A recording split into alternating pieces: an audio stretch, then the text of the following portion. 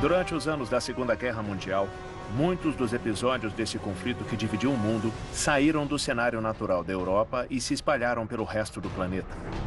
Poucos sabem que, por exemplo, Ernest Hemingway e Orson Welles desempenharam um papel designado pela Casa Branca, que a Argentina foi um dos lugares onde se traficavam obras de arte roubadas pela ocupação de territórios do nazismo.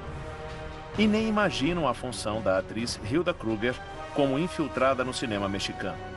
A guerra afetou as vidas de muitos latinos e de uma forma inesperada.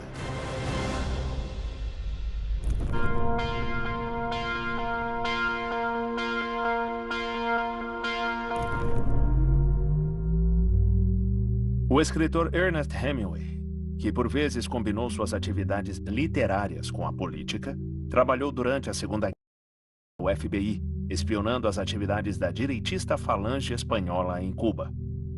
Mas a colaboração de Hemingway com o FBI foi breve e marcada pela desconfiança do Bureau Federal de Investigações, pelos vínculos do escritor com organizações de esquerda.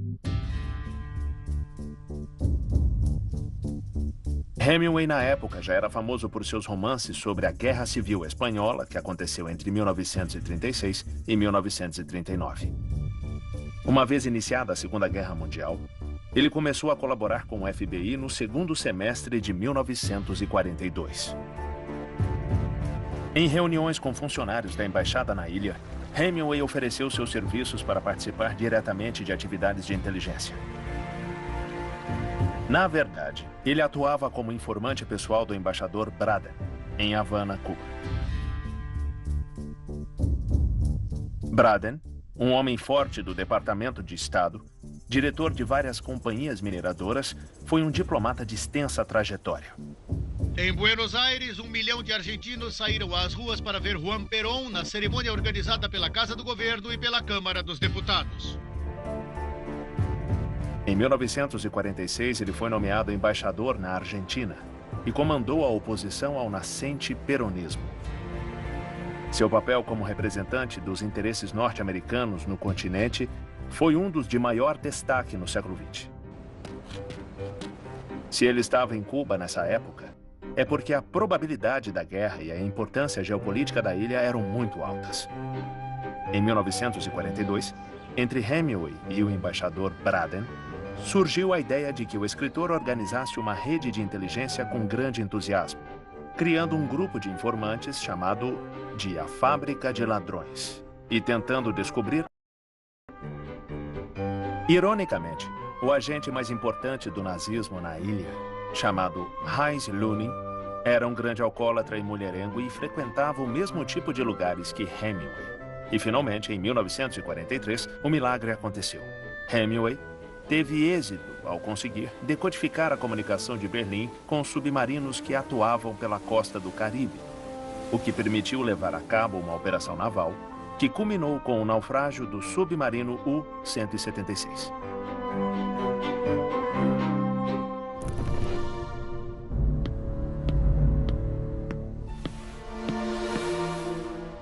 Depois de vários meses de farra, de noites de bebedeira, de brindes com morritos, Ernest Hemingway conseguiu obter a informação necessária para entregar ao governo cubano. O governo não disse nada, absolutamente nada nesse momento. Foi só em 1944 que soube da notícia desse naufrágio. E o governo dos Estados Unidos, que também manteve o silêncio, só agiu em 1946 quando o presidente Truman lhes outorgou a Medalha do Congresso.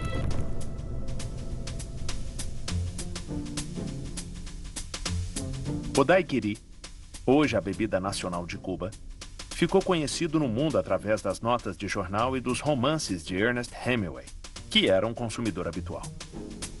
O escritor, durante a guerra, enquanto desfrutava da bebida, armou uma rede de espionagem que se reunia em uma adega de Havana chamada Floridita. O coquetel era consumido copiosamente pelo escritor, a tal ponto que seu sobrenome ficou associado à bebida. Hemingway Daiquiri. E foi criado o mito de que se tratava de uma criação sua, mesmo que a bebida já existisse meio século antes. Reza a lenda que ele chegou a beber 16 daiquiris em uma única noite nos balcões da Floridita. Segundo suas próprias palavras, esse coquetel não tem sabor de álcool. E você sente, à medida em que o toma, um frescor igual ao de um glaciar. Por seu corpo passa neve em pó. Essa bebida era ideal para que seus convidados soltassem as línguas e revelassem seus segredos. E ao Reino Unido. Os aliados não contavam com que os submarinos alemães pudessem chegar até o Caribe. E isso foi um golpe importantíssimo para os aliados, porque, primeiro, isso não estava tão claro. Eles não estavam acostumados a uma guerra de submarinos propriamente. E, segundo, porque o saldo foi importantíssimo, porque, bom, em 42, nos anos de 1942 e em 1944, foram naufragados no Caribe em um só ano 76 barcos. O objetivo principal eram os cargueiros venezuelanos, que chegavam às refinarias de Aruba, Curaçao e Trinidad. O Lago de Maracaibo, durante o conflito, fornecia ao mundo grandes quantidades de petróleo oriundas de suas plataformas de produção. O Canadá recebia 70% de seu petróleo e combustíveis desse lago. Quase todo o petróleo proveniente do lago chegava a Aruba e Curaçao para ser refinado. Quando isso não era possível, ele era refinado em Trinidad. Uma vez refinado, os derivados eram transportados aos Estados Unidos, Grã-Bretanha ou Canadá.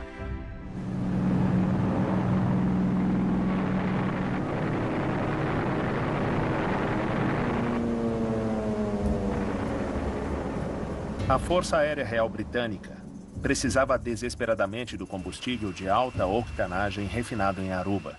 Em média, 500 mil barris chegavam a Aruba e a Curaçao a cada 4 dias, saindo dos terminais petroleiros do lago. Até janeiro de 1942, na França ocupada, 5 submarinos alemães haviam partido de suas bases em Lolland. A estratégia que eles utilizavam se chamava Alcateia de Lobos. Os submarinos atacavam de diversos pontos e eram muitos submarinos. Aproximadamente na costa venezuelana havia 26 submarinos em posições estratégicas, patrulhando as diferentes zonas costeiras para derrubar o que eles chamavam de frotas de mosquitos.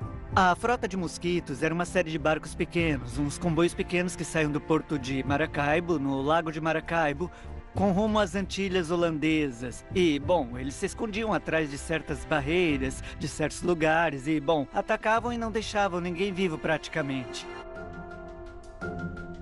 Um mês depois, em fevereiro de 1902, os petroleiros venezuelanos Monagas e Tijuana são torpedados e naufragados por submarinos do Terceiro Reich, em águas do Golfo da Venezuela.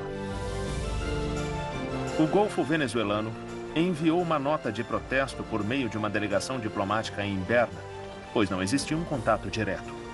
A Venezuela já havia rompido relações diplomáticas desde dezembro de 1941 com os países do eixo.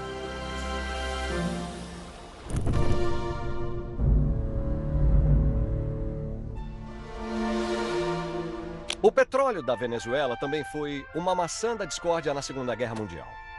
Apesar de que seu governo não quis entrar imediatamente na guerra, ele permitiu que os Estados Unidos utilizassem as bases navais localizadas no Atlântico. Desde o início, os alemães não queriam permitir isso, e os submarinos que patrulhavam essa costa começaram a afundar diversos barcos petroleiros. Mas o mais grave de tudo foi que destruíram uma refinaria, a de Aruba. De imediato, de 500 mil barris que eram produzidos ali, passaram a 150 mil e isso afetou a guerra. Cerca de 800 alemães foram detidos e levados a campos de concentração lá dentro da Venezuela. Por fim, a Venezuela teve que entrar na guerra, mas também fez isso como outros países latino-americanos até fevereiro de 1945. No entanto, a todo momento, tinham apoiado também a causa dos aliados. Os atos de sabotagem nas instalações petroleiras venezuelanas provocaram uma reforma na legislação sobre atividades estrangeiras no território. Apesar de que todas as documentações oficiais sobre esses campos de confinamento foram destruídas durante o século XX, os testemunhos jornalísticos da época dão conta do ocorrido. Foram confinados sabotadores, membros do Partido Nazista venezuelano e notórios integrantes da coletividade alemã. Quando acabou a guerra, os detidos por razões de sabotagem foram deportados.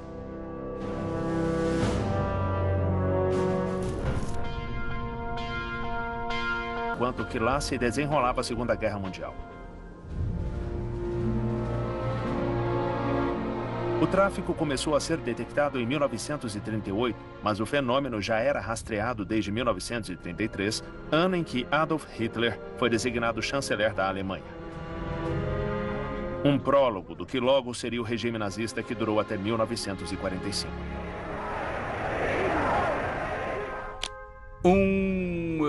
Pesquisador inglês, que nesse momento era uma personalidade muito conhecida, estava trabalhando com esse tema no mundo. E chamava muito a atenção dele que havia alguns nomes de argentinos que nunca haviam participado antes do mercado de arte. E, além disso, era a época da Segunda Guerra Mundial. Não era um momento para gastar dinheiro comprando quadros.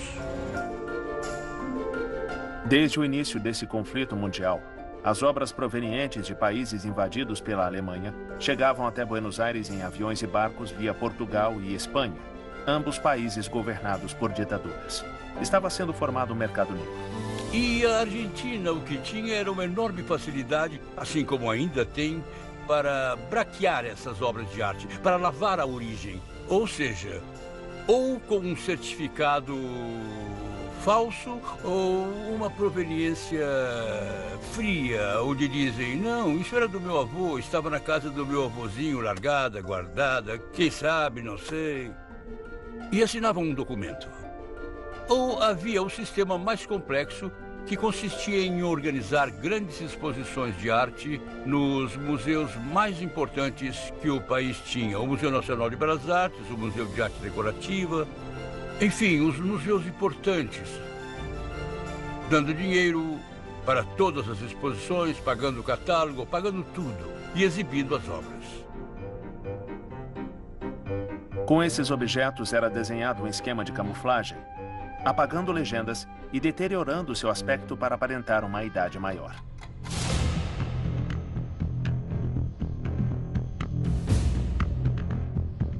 De todos os nomes com quem a inteligência norte-americana trabalhava, evidentemente havia um personagem central, uma mulher, Paula von Königsberg, que tinha um negócio de antiguidades nos Estados Unidos e depois abriu sucursais no México e na Argentina com os filhos.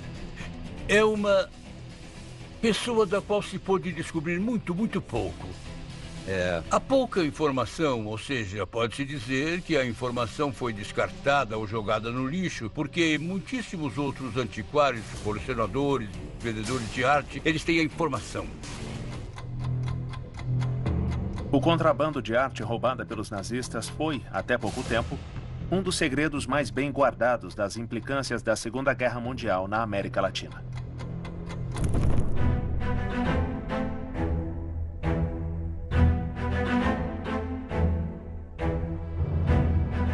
O caso de uma sopeira que foi fabricada no final do século XVIII pelo artista François Germain como presente para Catarina a Grande representa exatamente o que significou o tráfico de arte durante a Segunda Guerra Mundial. E assim, uma vez iniciado esse conflito universal, os exércitos alemães se encarregaram não só de ocupar cidades ou povoados, também se encarregaram de roubar arte. Muitas obras de arte que não puderam permanecer na Alemanha foram trazidas exatamente à América Latina e aqui o tráfico de arte foi brutal. Sobretudo nos países que tardaram a ingressar na Segunda Guerra Mundial, porque com a neutralidade permitiam trazer mercadorias de todo tipo e elas não eram revistadas. Em Buenos Aires houve o caso, em 1939, de uma importante traficante que trouxe duas sopeiras no final do século XVIII e que foram expostas no Museu Nacional de Belas Artes. Seu comparsa, enquanto isso, estava tentando colocá-las no Museu Metropolitano de Nova York. Foram recusadas. Mas em 1945, as duas sopeiras voltaram a aparecer novamente no Museu Nacional de Belas Artes de Buenos Aires. Ainda hoje, no Museu de Arte Decorativa de Buenos Aires, encontra-se uma dessas sopeiras. Seria original? Seria a falsa? Dificilmente nós saberemos. Ele grita: cavem mais fundo, na terra uns, outros cantem e toquem.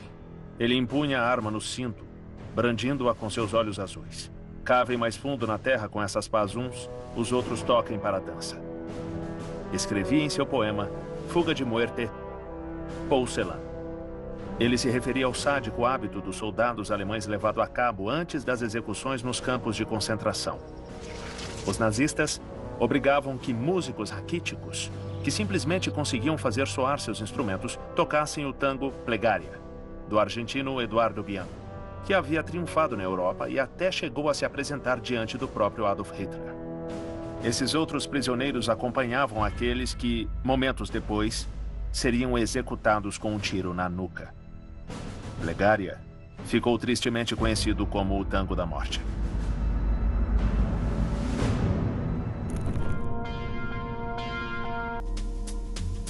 As Forças Armadas do Peru ofereceram ajuda, promovendo um treinamento especial. O cidadão sanrinês não imaginava então que participaria do desembarque na Normandia no dia D. Os belgas o aceitaram como soldado e teve início um périplo que o levou a diferentes campos de treinamentos nos Estados Unidos, no Canadá e finalmente na Inglaterra. Ninguém sabia quando nem onde seria o desembarque das forças aliadas no continente. A Brigada de Sanrinês saía em barcos e fazia exercícios em praias britânicas. Em um desses dias, ao invés de regressar, indicaram que eles seguiriam viagem até a missão.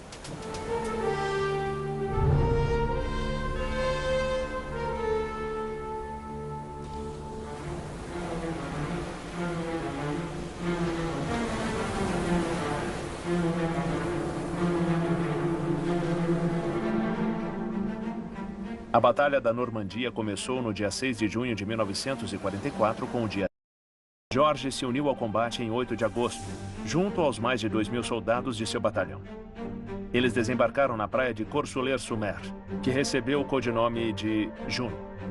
George perdeu 3 companheiros e ficou com ferimentos no pescoço.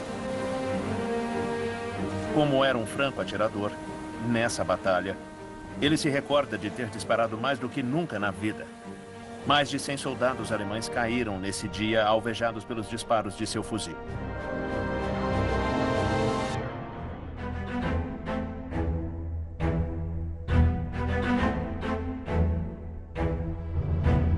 A história da Segunda Guerra Mundial tem façanhas assombrosas.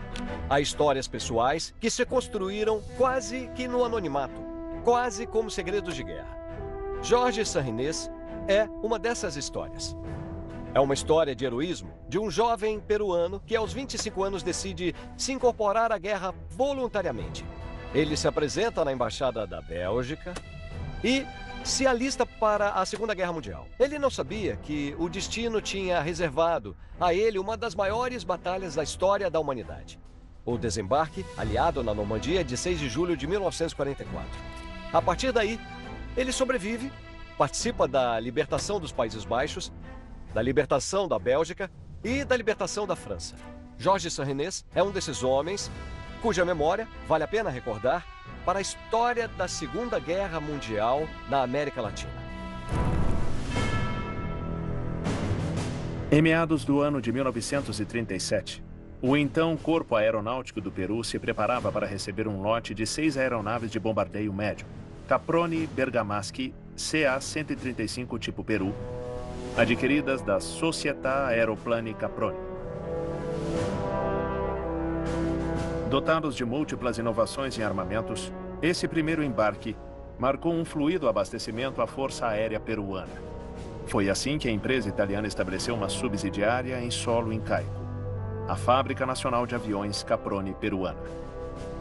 A corrida armamentista que a guerra trouxe acelerou o desenvolvimento da empresa de maneira exponencial, tanto em sua produção como em suas inovações tecnológicas.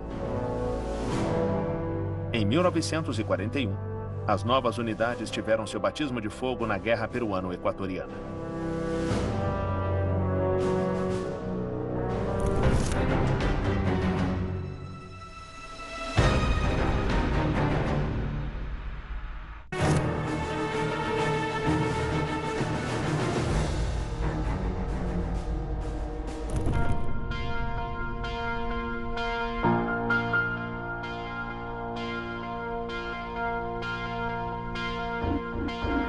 Orson Welles, um dos diretores mais importantes da história do cinema, também foi parte do maquinário da propaganda que a Segunda Guerra Mundial gerou.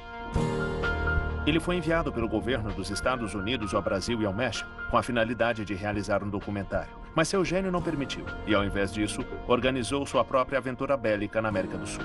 Ele fica maravilhado com o Carnaval, ele fica maravilhado com o Grande Otelo. Só que o Grande Otelo é negro, então ele começa a mostrar certas... Ele começa a ter uma visão mais autêntica do país, inclusive no caso dos jangadeiros do Ceará, do Nordeste, ele começa a ter uma visão mais autêntica do país que vai criar problemas depois para fazer o filme.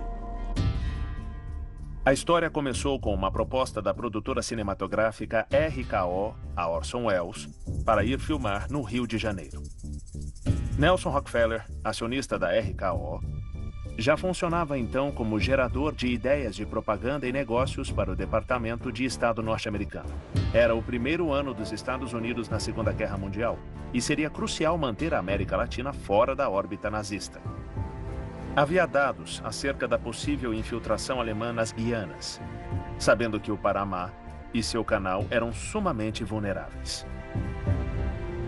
A missão de Welles, ao sul do Rio Grande, era realizar uma peça de propaganda que retratasse as amistosas relações que os Estados Unidos desenvolviam com seus aliados latino-americanos. De imediato, deu início à sua viagem até o Brasil sem roteiro ou produção prévia. E ele veio aqui gravar, na verdade, 2 filmes. Tem um filme que ele gravou sobre o Carnaval, mostrando o samba, a integração e a festa do samba no Rio de Janeiro. E ele fez um segundo filme, que não chegou a terminar, baseado na história de 4 jangadeiros que vieram do Ceará. É uma história real, né? 4 jangadeiros que vieram do Ceará até o Rio de Janeiro, que era a capital do Brasil à época, para apresentar demandas ao governo Getúlio em relação a injustiças nas relações de trabalho que eles vinham sofrendo. Isso o cativou e remodelou todo o projeto. Assim, Welles embarcou em sua própria fantasia, gastando grande parte do dinheiro que lhe deram com sua visão artística, seguindo os jangadeiros do Nordeste do Brasil, os músicos de samba e o retrato de grupos étnicos. Esse filme, infelizmente, ele nunca chegou a terminar, esse dos jangadeiros. Ele teve uma série de intempéries, né? Ao refilmar a epopeia desses jangadeiros, um deles, o líder, inclusive, dos jangadeiros, afogou-se na filmagem, então faleceu na filmagem. Quer dizer, teve uma série de intempéries no processo de filmagem. O processo demorou muito, ele pediu para ter mais tempo para filmar, a companhia não autorizou, ele acabou abandonando o projeto. Enquanto que Rockefeller e o governo dos Estados Unidos queriam um documentário otimista como propaganda para cimentar os laços hemisféricos, Welles se concentrou na pobreza e na opressão sofrida pelos nativos afro-brasileiros. Mudaram os ventos, as conveniências, e a RKO decidiu terminar tudo, demitindo Orson Welles. Então ele vai ter uma série de problemas, ele também chega atrasado no set, ele começa a fazer o roteiro depois que ele já pega um monte de imagens, depois ele acha que consegue pegar as imagens todas, que são todas díspares entre si, e amarrar isso. Mas acaba que é um fiasco, na verdade. Em parte, esse episódio foi o que cimentou sua imagem como a de um gastador caprichoso e instável, coisa que o acompanhou pelo resto de sua vida.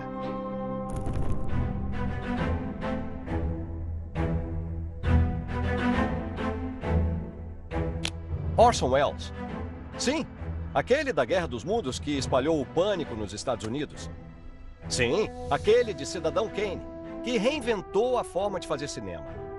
Se o governo americano pensava, junto com a produtora RKO, que Orson Welles iria ao Brasil para produzir um grande documentário sobre a unidade latino-americana em plena Segunda Guerra Mundial, todos se equivocaram.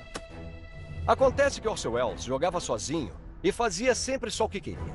E por isso, a viagem ao Brasil foi um fracasso para o governo e para a produtora. Orson Welles fez o que quis e, no mesmo momento, perdeu todos os direitos sobre o que havia filmado e o que havia gravado. Ele mesmo lamentaria disso, como escreveu depois. O que aconteceu foi que, anos depois, em 1993, alguém recuperou tudo e fez um documentário com parte do que ele havia filmado no Brasil. E com o testemunho de gente que o acompanhou durante essa falida aventura durante a Segunda Guerra Mundial.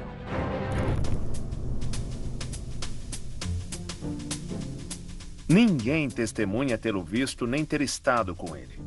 Não há registros em jornais e nem fotografias que comprovem a história.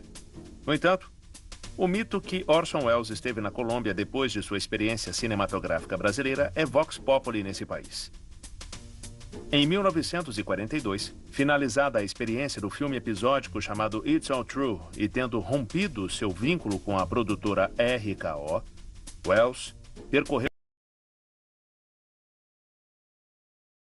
ao Chile. Depois passou por Lima, onde em 12 de agosto, os veículos de imprensa lhe perguntaram o que vai fazer a partir de agora? Viajar a Los Angeles? Não, ele respondeu. Amanhã viajo para Bogotá, na Colômbia. Tenho grandes amigos colombianos. Eu adoro os touros. A Colômbia é um país de touros. No dia seguinte, a primeira página dos jornais estampava a notícia. No entanto, Orson Welles nunca chegou a Bogotá. A inércia da falida notícia teceu a manchete.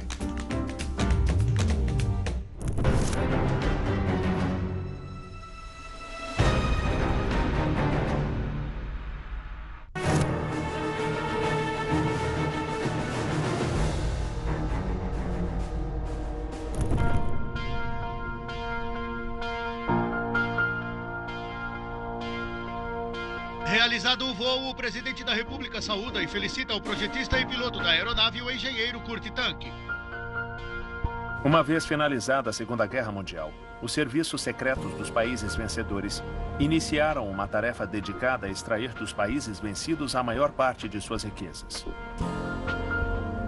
Na Alemanha, disputavam as fábricas de armas e munições do Terceiro Reich. E também dos cientistas que trabalhavam nelas. Entre eles estava Kurt Tank, engenheiro aeronáutico. Quando terminou a guerra, o território alemão foi ocupado primeiro pelas forças militares e, em seguida, pelos serviços secretos dos países vencedores. Esses se dedicavam a convencer aqueles que tinham algum conhecimento útil a oferecer de que passassem a colaborar com o desenvolvimento tecnológico futuro, já pensando nos tempos de paz, mas também na iminente Guerra Fria. Muitos foram transferidos para a Inglaterra e submetidos a interrogatórios com o fim de que revelassem segredos industriais. Em troca, lhes ofereciam trabalho e uma residência fixa, longe dos cenários bélicos. A Argentina faria a mesma tentativa, como parte do desenvolvimento do Plano Quinquenal, que até então o governo de Juan Domingo Perón levava adiante. No aeroparque da cidade de Buenos Aires, diante do presidente da República, ministros e autoridades militares e civis, está tudo pronto para a exibição oficial do Pulk 2, o avião a propulsão inteiramente projetado e construído no Instituto Aerotécnico de Córdoba. No final de 1946, em Buenos Aires, chegaram relatórios sobre o interesse de alguns cientistas em se mudar para a Argentina e colaborar com o país. Imediatamente, a Casa Rosada criou uma rede de vínculos com a finalidade de oferecer-lhes asilo. O primeiro a receber e a aceitar a oferta foi o professor Kurt Tank, que havia dirigido a fábrica de aviões Focke-Wulf, uma das mais importantes na provisão de modelos para a Luftwaffe e a aviação comercial alemã. Ele foi pai desse projeto exitoso e muito. Esses aviões, como diziam, aviões a jato, entendem? Os primeiros Pulk 1 e Pulk 2. E também participou, segundo muita gente da Força Aérea já comentou, de outro projeto de um avião fabricado aqui, o Guankeo. Era um homem rígido e respeitado. Tank se inclinou por migrar para a Argentina porque conhecia os antecedentes da fábrica militar de aviões de Córdoba e a intenção que Perón tinha de desenvolver a indústria. A novidade do Pulk 2 estava na asa em flecha, uma inovação no campo da aerodinâmica, que junto com a utilização de uma única e poderosa turbina, permitia alcançar as velocidades máximas sem romper a barreira do som. Ele reduziu em 10 vezes os tempos de viagem graças ao fato de que alcançava velocidades próximas aos 1000 km por hora. O Pulk 2 destaca seu moderno desenho para logo se perder vertiginosamente em nossos céus.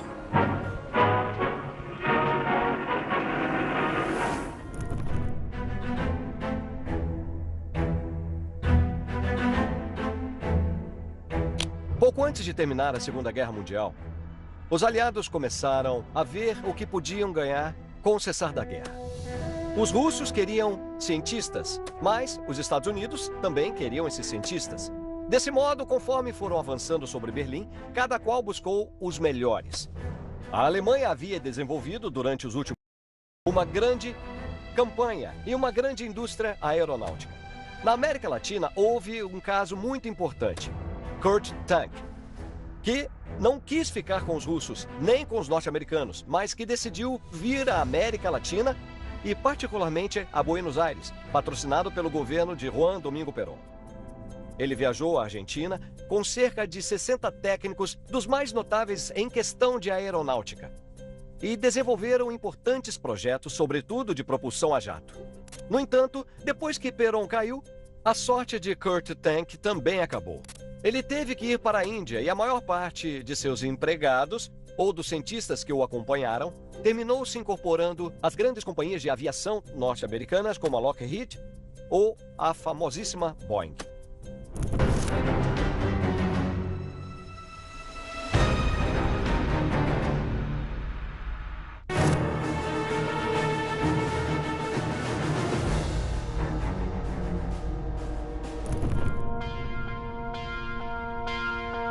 Inteligência da Alemanha no México. Seu trabalho era entrar em contato com personagens chaves do governo, o que não era difícil para ela, já que, como atriz, era atraente e chamava a atenção em qualquer lugar, sobretudo dos homens. Hilda Kruger iria levar uma vida dupla. É curioso porque a maior parte dos espiões, e sobretudo das espiãs, eles não sabem em que momento se tornaram espiões, sabe?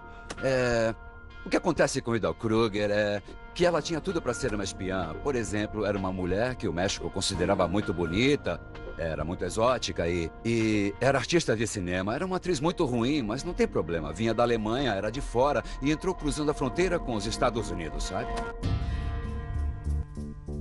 Na Alemanha, ela foi uma atriz conhecida, amiga pessoal do ministro da propaganda, Joseph Goebbels. E trabalhou em muitos filmes até 1938, quando estourou a guerra. Contando com o apoio do Departamento de Cultura nazista, Hilda Kruger estava em seu melhor momento, fazendo muitos e muitos filmes. Mas a esposa de Goebbels provavelmente era a mulher mais temida de toda a Alemanha.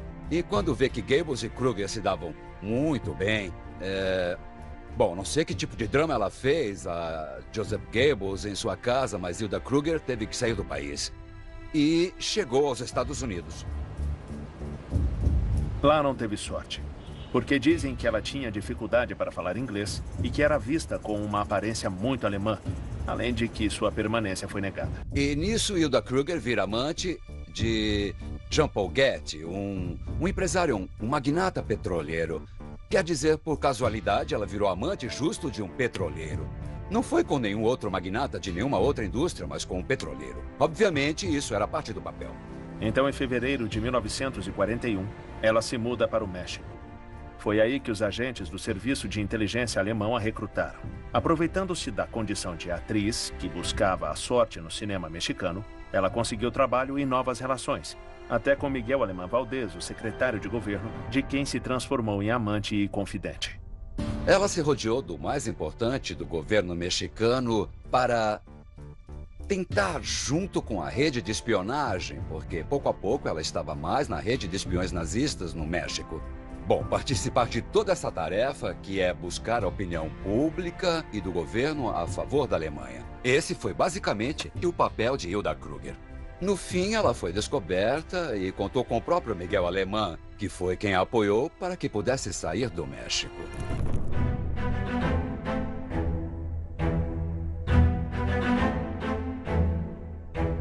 A história de Hilda Kruger, alemã, poderia se intitular A Espiã que Me Amava. E assim ela chegou ao México a toque de caixa. Comentam que ela poderia ter sido amante de Mário Moreno Cantinflas. Disso nós não sabemos. Quem sabe algum dia comprovemos. No entanto, o que sim sabemos é que ela foi uma espiã alemã em tempos de guerra no México. Hilda Kruger, assim, conheceu a alta sociedade mexicana, apaixonou-se pelo México, por sua cozinha, por sua comida e inclusive sua história. Tempos depois, era tal seu amor pelo México que terminou escrevendo um livro sobre mitos da história mexicana. Ao terminar da guerra, a mulher que havia sido também amante de Joseph Goebbels e do empresário norte-americano Goethe, finalmente deixou o México e voltou à Europa. Ela havia escapado ilesa.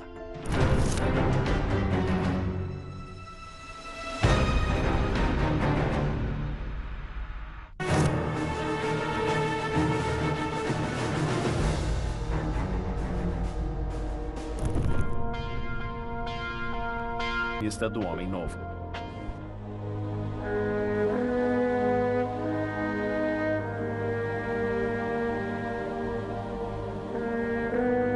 Joseph Mengele foi um personagem muito conhecido de um grupo maior que agia na Alemanha. E ele tinha várias funções. A primeira das funções era construir a chamada raça ariana.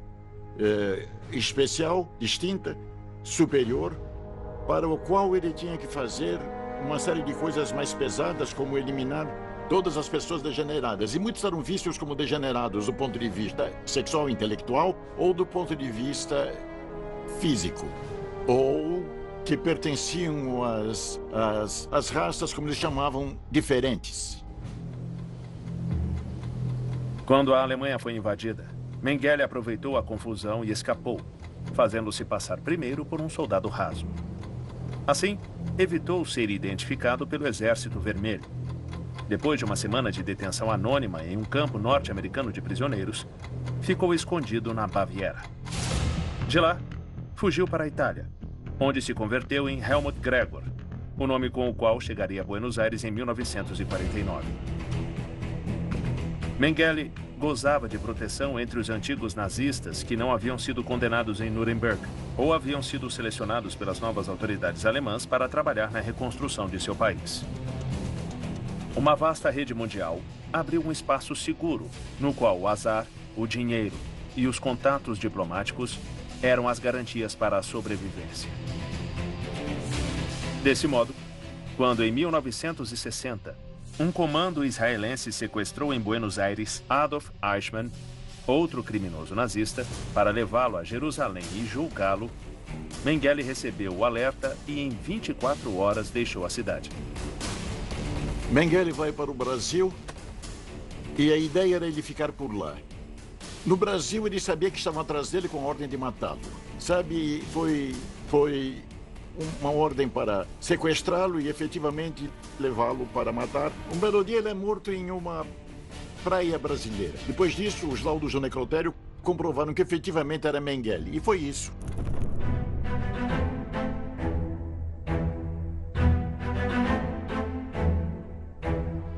Em 1979, em uma praia no Brasil, um casal de austríacos encontra um cadáver. Sim, um morto, sem sinais de violência. Tinha por volta de 54 anos.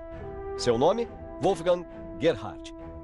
No entanto, vários anos depois, por uma série de correspondências desse casal, descobre-se que o cadáver era de Joseph Mengele, um dos principais criminosos de guerra nazista que havia mandado dezenas de milhares de judeus aos campos de extermínio, mas que, sobretudo, havia entrado para a história de uma maneira muito triste, pelas experiências que fez com judeus. Fez experimentos com sua genética e, particularmente, estava dedicado a experimentos com gêmeos. Isso aconteceu até o final de 1979. E então, uma vez que determinam que era Joseph Mengele, tratam de fazer todos os exames de DNA. E se concluiu que era verdade. E a partir de 2016, seu corpo passou a ser utilizado para práticas médicas na universidade. Curiosamente, há um filme que se chama Os Meninos do Brasil, mais ou menos do finalzinho dos anos 70, onde falam dessa história e dos experimentos genéticos de Mengele. No Brasil, mais precisamente no estado do Rio Grande do Sul, na fronteira que faz limite com a Argentina, encontra-se Cândido Godói, um pequeno município com 6.500 habitantes. Lá, mais de 130 pares de gêmeos dão fama ao lugar, que é uma surpreendente razão para que muitos pesquisadores foquem seus estudos nesse fenômeno. De 1959 até hoje, 35% dos nascidos em Cândido Godói são gêmeos, o que levou a pensar que não se tratava de uma simples coincidência, já que a maioria dos irmãos era de loiros e com olhos azuis. O aumento do número de gêmeos coincide com a chegada ao município de Rudolf Weiss, no qual era conhecido o médico e criminoso nazista Joseph Mengele, apelidado de o Anjo da Morte.